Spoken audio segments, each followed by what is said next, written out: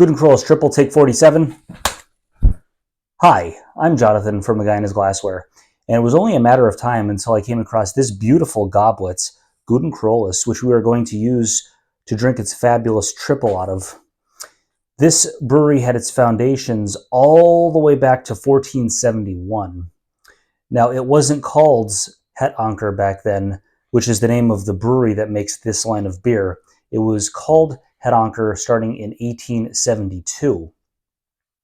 This Gouden Carolus line is Emperor Charles coins. That's essentially what this is here, the Emperor Charles coin. This line was introduced in 1960. And the beer that we're drinking is actually, the mash of this triple is what they make their whiskey out of. This brewery in Belgium, on their property, they have a hotel with 22 rooms.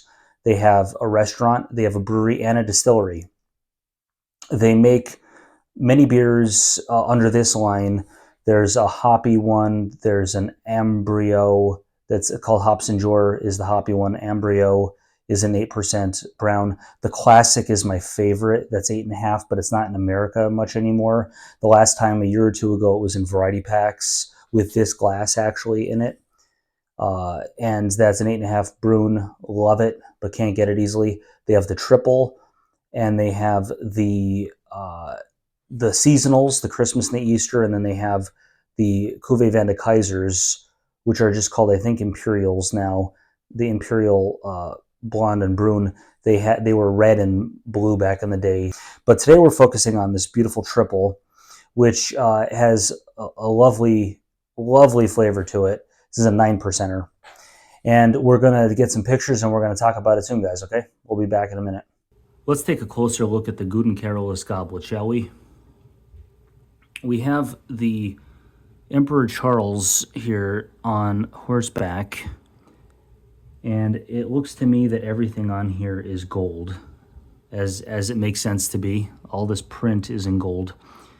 The Gouden Carolus logo here, we'll bring it in a little bit closer here so we could see that we have a 25 centiliter fill line mark. And I'm sorry we're wobbling here. A gold rim, a nice thick gold rim across the whole thing. And this is a pretty brand new glass for me. I've only used this a handful of times, so we have no wear at all on this now.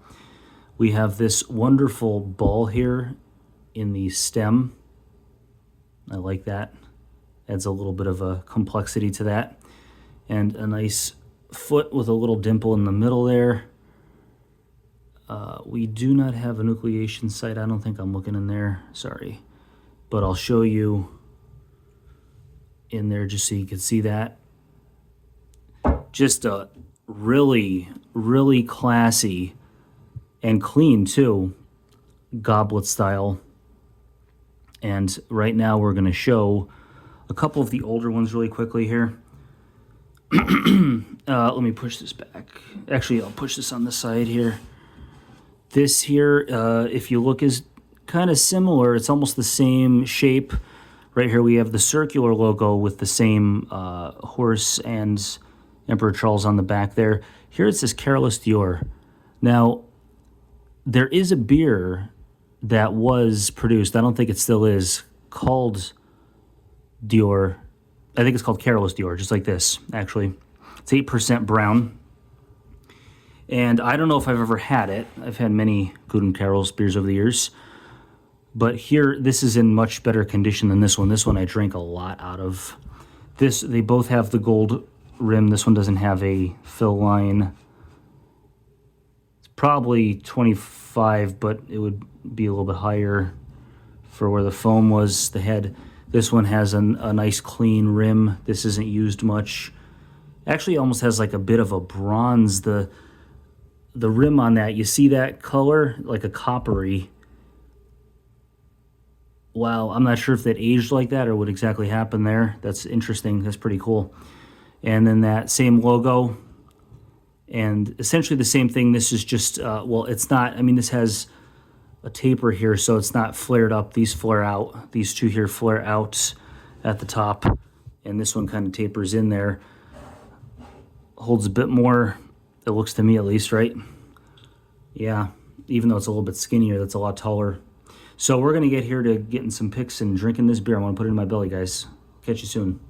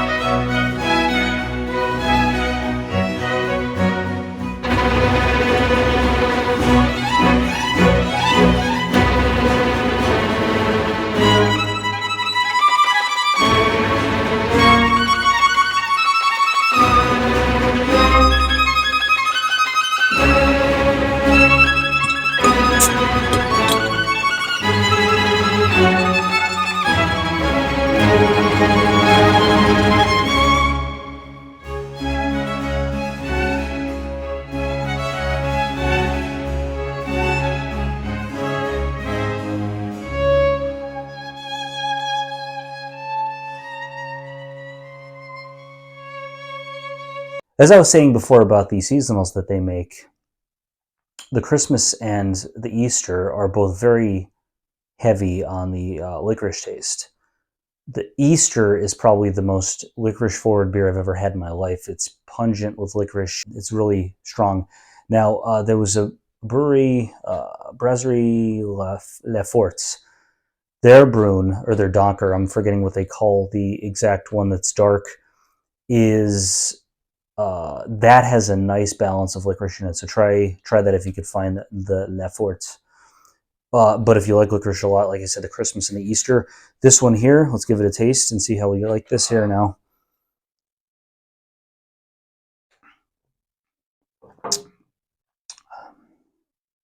That, yeah, that's got a lot of fruit in it. That's lovely. Spiciness, like a little coriander, a lot of yeast flavor, nice balance. This is 9%. You could suck this right down, baby. You could pound these motherfuckers.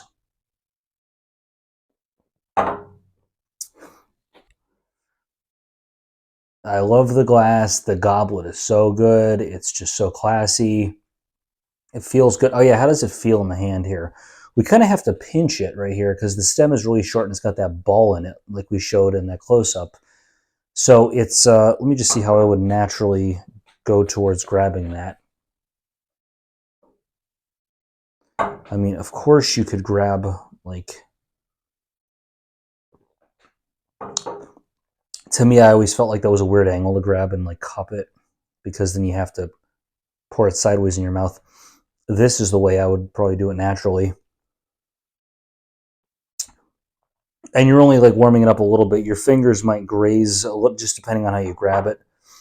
But this is a wonderful beer. The glass is amazing. It's iconic.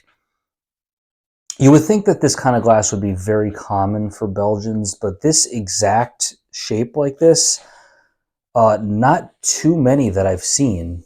So this is pretty unique in terms of Belgian beers, this glass right here. And this is a newer version, slightly different than the last one as you've seen. It's a little bit taller, but it's essentially the same shape.